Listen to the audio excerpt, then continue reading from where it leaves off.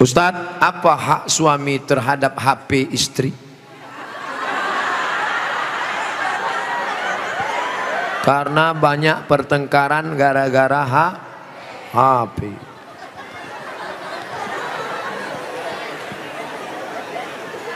Lima hak ibu terhadap bapak.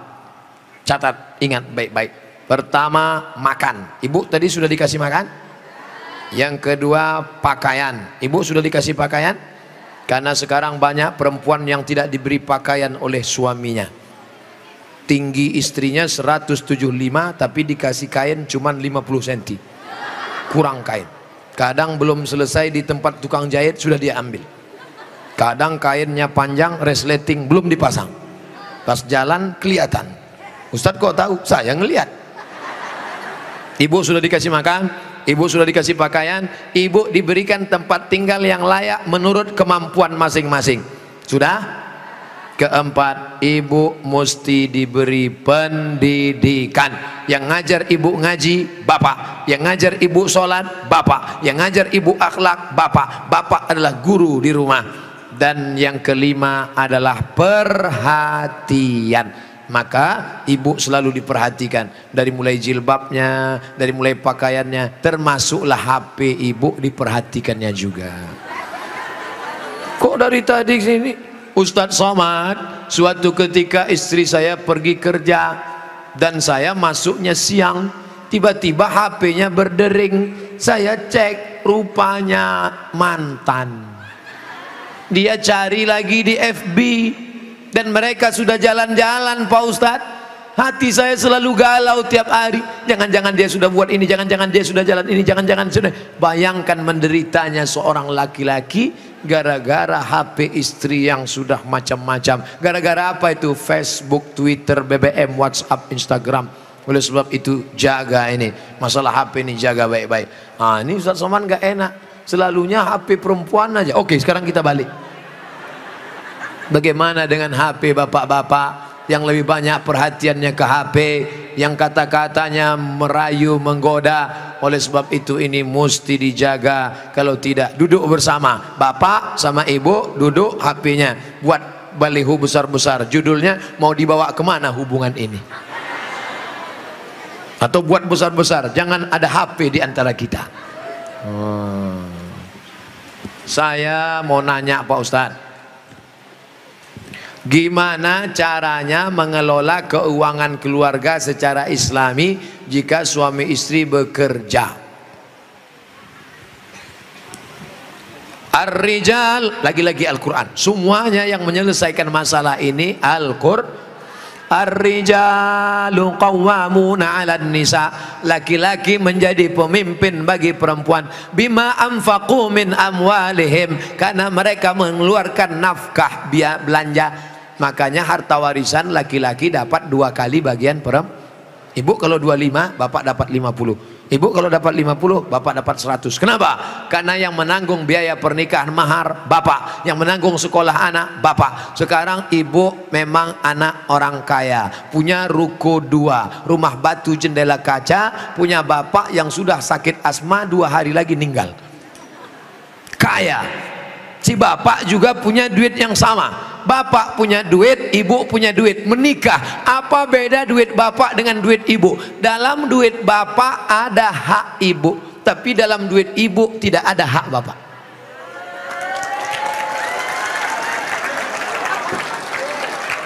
Dalam uang bapak ada kewajiban nafkah untuk ibu, dalam duit ibu tidak ada. Tapi karena ibu cinta mati, maka ibu berkata, "Mas, aku tahu engkau kere, miskin, susah melarat, tapi aku sudah terlanjur cinta padamu. Jangankan uang ini, nyawaku pun kuberikan. Ambillah semuanya, dengan syarat jangan kau nikah lagi."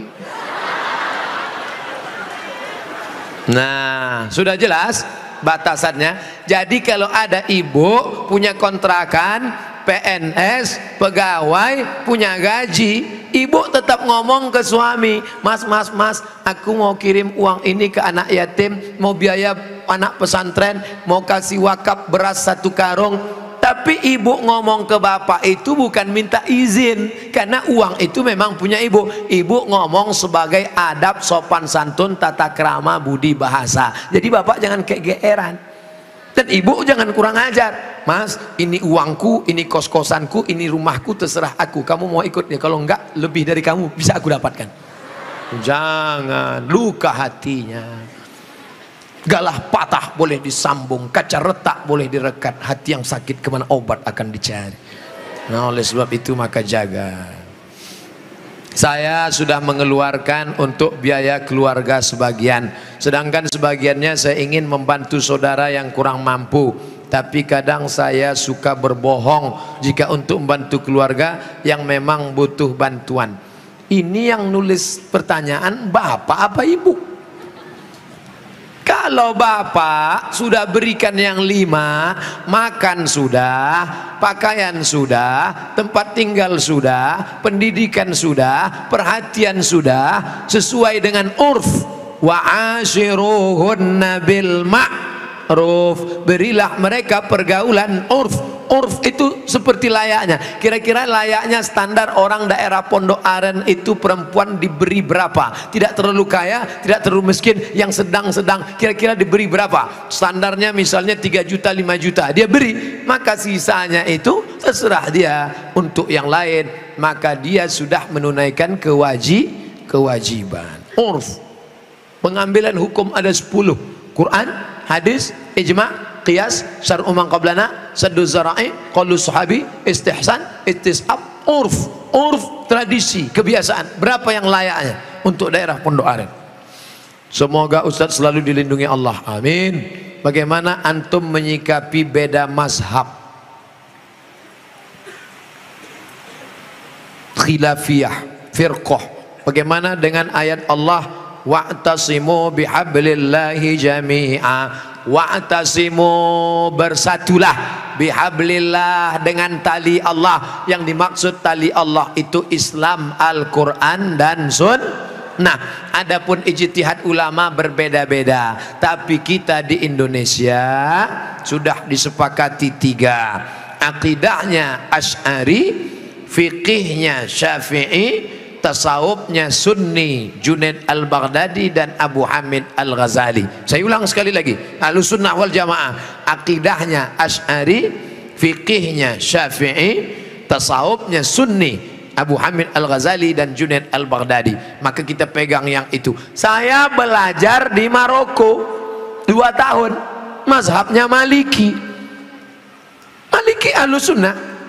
Pertama Hanafi, nomor 2 Maliki, nomor 3 Syafi'i, nomor 4 Hambali. Keempat-empatnya Ahlussunnah. Tapi ketika saya pulang kampung, saya tidak bawa mazhab Maliki. Kenapa Ustaz tidak pakai mazhab Maliki? Andai saya pulang ke kampung, saya pakai mazhab Maliki. Mazhab Maliki kalau sholat tangannya lepas ke bawah, Allahu Akbar. Fatihahnya pakai baca kiraan Warsh, Alhamdulillahi Rabbil Alamin Ar-Rahmanir Rahim Maliki Yaumiddin. Mimnya pendek. Kemudian gak pakai bismillah, Allahu Akbar, Alhamdulillahi Rabbil Alamin, gak ada bismillah. Kunut subuhnya sebelum rukuk, walam yakul lahu kufuwan ahad, baca kunut. Kunutnya gak bunyi. Andai saya buat sholat subuh seperti ini di masjid dekat rumah saya, Allahu Akbar, Alhamdulillahi Rabbil Alamin Ar-Rahmanir Rahim Maliki Yaumiddin. Selesai sholat pasti jamaah komplain semua, tolong sholatnya diulang, tadi imamnya ISIS. Menimbulkan fitnah karena mereka tidak tahu. Di sini diajarkan qiraat sab'ah mutawatirah, ditambah 3 masyhurah, ditambah 4 syazah, 14 qiraat dipelajari di sini. Ditambah lagi nagham, bayati, soba, nahawan, sika, jaharka, bayati, ras. Faham mereka tajwidnya. Tapi tidak semua masyarakat ngerti. Andai anak pesantren Al-Qur'aniyah sholat di luar masjid, dibacanya qiraat lain, walam yakul lahu kufuwan ahad, maka makmum dengar, wah ini aliran sesat ini. bukan berarti dia salah, tapi dia takut menimbulkan fitnah. Maka dalam masalah-masalah yang kita sepakati, mari kita berlapang dada.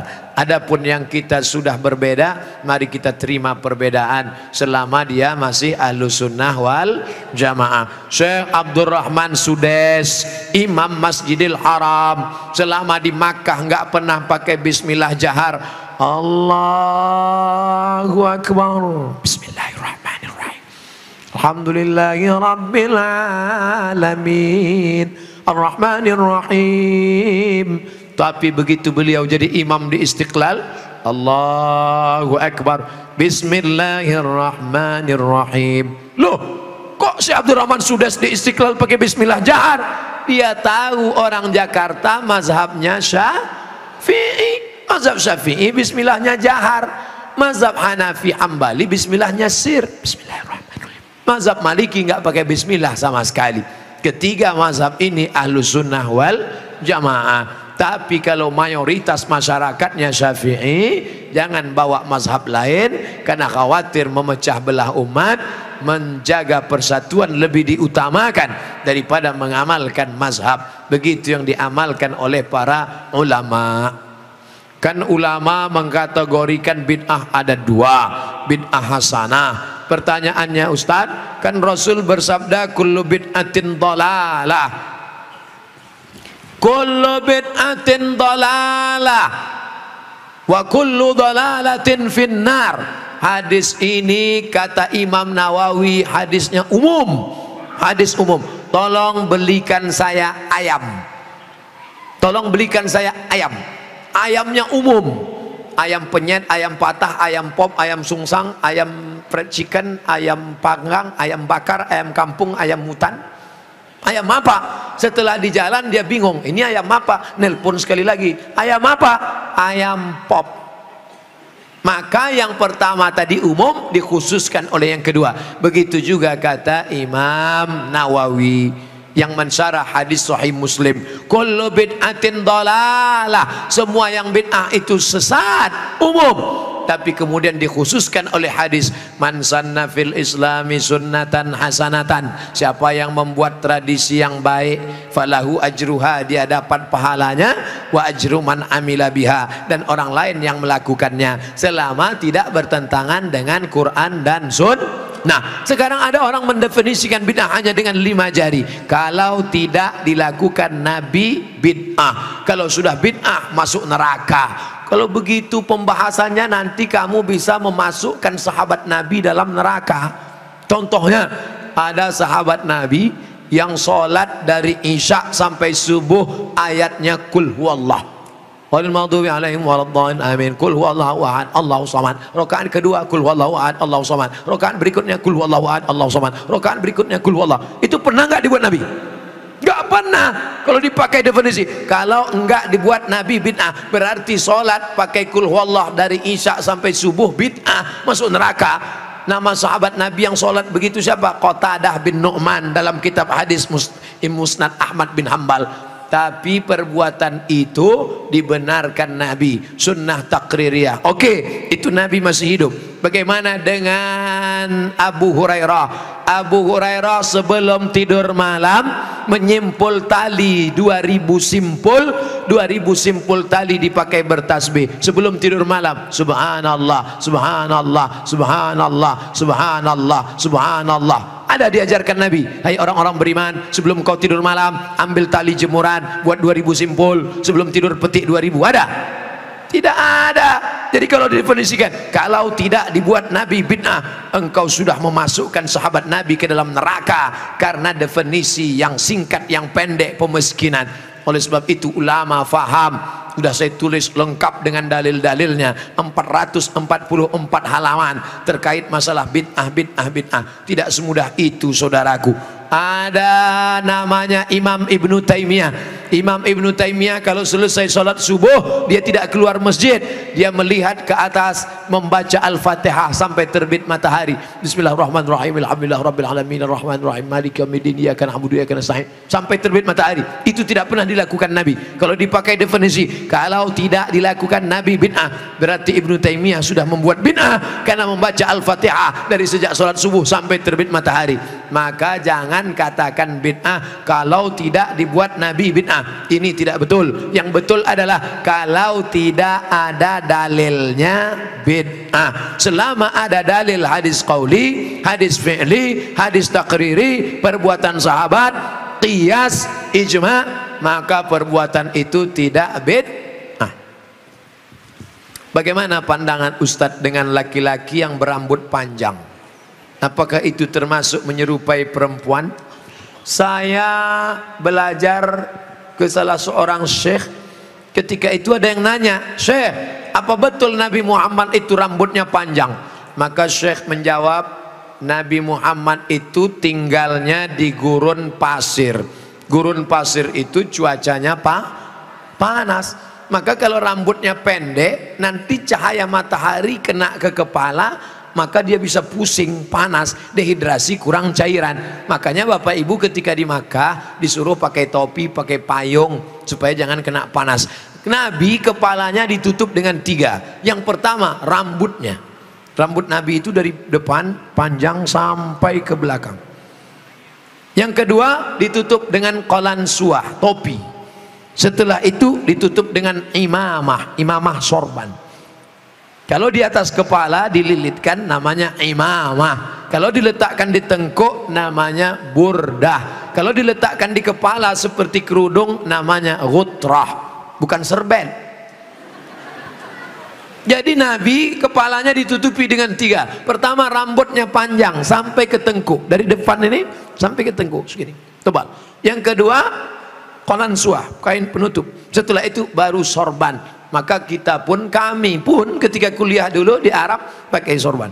Pakai untuk apa? Supaya jangan kena panas terik. Musim dingin di bawah derajat 0, 5 derajat, 10 derajat, di bawah 0 dingin. Maka kepala juga ditutup pakai sorban. Sekarang kenapa Ustaz nggak pakai sorban? Saya sekarang kepanasan. Tapi saya tidak menyalahkan para habaib pakai sorban. Mereka mengikuti sunnah Nabi Muhammad sallallahu alaihi wasallam. Nah, jadi kalau ada laki-laki berambut panjang, tapi rasanya di tempat kita rambut panjang bukan untuk menutup kepala biar supaya jangan panas. Justru tempat kita makin rambut panjang makin kepanasan, ketombe. Jadi kira-kira rambut panjangnya kenapa? Kenapa rambut panjang? Ini. Tapi tidak semua yang berambut panjang itu karena mengikuti perempuan. Jadi tidak bisa kita hukum serta-merta kalau rambut panjang LGBT. Enggak. Maka yang LGBT itu kalau menyerupai perempuan, la'anallahul mutasyabbihin minar rijal bin nisa. Allah melaknat laki-laki yang menyerupai perempuan dan perempuan yang menyerupai laki-laki. Mudah-mudahan anak kita terjaga dari LGBT. Tapi sebetulnya LGBT itu nama yang terlalu keren. Orang malah bangga sekarang disebut itu LGBT, itu bangga. Saya tidak setuju dengan LGBT, tapi saya malu mau nyebutnya di depan para kiai. Boleh saya sebut? Jangan sebut LGBT. Buat sebut nama yang mengejek, merendahkan, menghinakan. Apa namanya? PLT, penyuka lobang tai. Itu yang cocok bagi mereka. Kotor, najis. Zaman Nabi LGBT ini hukumannya man wajadtumuhu ya'malu amala qaumi Lut. Kalau kamu menangkap ada orang yang melakukan perbuatan Nabi Lut, faqtulul fa'il wal maf'ul, pancung kepalanya, hukum mati. Untung dia hidup bukan zaman Nabi Muhammad. Kalau hidup zaman Nabi habis, selesai. Bapak Ibu yang dimuliakan Allah Subhanahu wa taala. Ustadz berani ngomong gini apa enggak takut nanti ditangkap bencong? Ngapain takut? Banyak yang bela saya. Tapi pas pulang nanti sendirian ngeri juga ini. Insyaallah wa ta'awanu 'alal birri wat taqwa, saling tolong menolong dalam kebaikan dan ketakwaan. Wala ta'awanu 'alal itsmi wal udwan. Ingatlah saudaraku, ada satu kampung namanya kaum Sadum. Pernah dengar kata Sadum? Dari kata sadum inilah muncul istilah sodomi. Sodomi artinya perbuatan orang sadum, umat Nabi Lut. Bagaimana hukuman Allah? Ja'alna 'aliyaha safilaha. Bagian atas kami turunkan ke bawah, bagian bawah naikkan ke atasnya. Lalu kemudian amtarna alaihim, kami hujani mereka dengan apa? Hijaratan, batu-batu, min sijilin mandud, dari batu tanah liat yang dibakar di api neraka. Itulah sekarang di Yordania, tempatnya bernama Al-Bahrul Mayyit, bahru laut, mayit mati, Dead Sea, dead mati, sea laut, Dead Sea laut mati. Ngapa disebut laut mati? Karena airnya terlampau asin sampai ikan pun tidak bisa hidup di dalam. Orang kalau pergi ke laut mati ngapung di atas karena kadar garam yang tinggi. Nah, siapa yang punya kadas, kurap, kudis, gatal-gatal, mandi di situ sembuh. Di Yordania.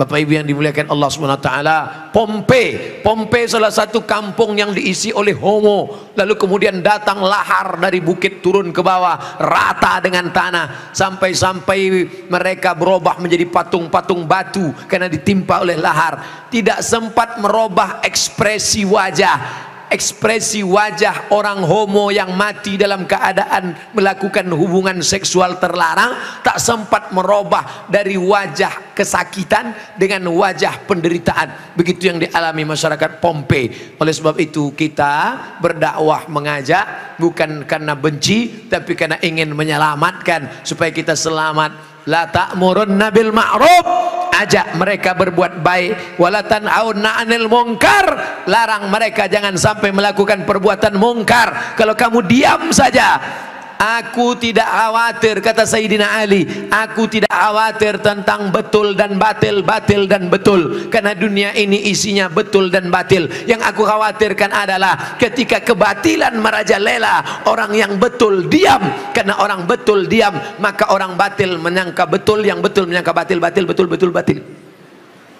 Orang yang betul diam, ibu yang betul diam, bapak yang betul diam, yang batil berkuar. Akhirnya yang batil merasa betul, orang yang betul diam. 1000 bahasa. As-sakitu anil haq syaitan akhras. Orang yang betul tapi diam melihat kebenaran diinjak-injak, dia adalah syaitan akhras, setan bisu. Begitu kata Imam Abu Ali Ad-Daqqaq yang dikutip oleh Imam An-Nawawi dalam kitab Al-Minhaj Syarah Sahih Muslim Ibn Al-Hajjaj. Maka bersuaralah saudaraku, anak-anak muda, lawan kemungkaran ini. Terus berperang dengan HP-mu adalah senjata, bukan menebarkan kebencian, bukan menebarkan hoax, tapi dalam rangka watawasau bil haq watawasau bis sabr.